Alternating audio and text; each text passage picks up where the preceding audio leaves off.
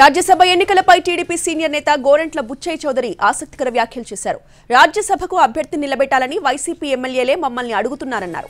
అభ్యర్థి నిలబెడితే టీడీపీకి ఓటేసి గెలిపిస్తామని కూడా చెప్తున్నారని అన్నారు.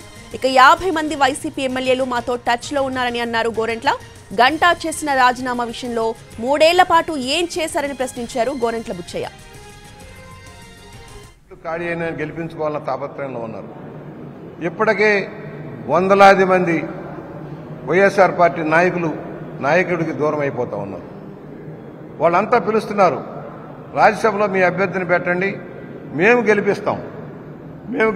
ఈ దుర్మార్గ ముఖ్యమంత్రి ఆలోచన విధానానికి భిన్నంగా మేము వ్యవహరిస్తాం, తెలుగుదేశం పార్టీ అభ్యర్థిని గెలిపిస్తాం, మీరు అభ్యర్థిని పెట్టండి అనే పరిస్థితిలో ఉందంటే అర్థం చేసుకోవచ్చు.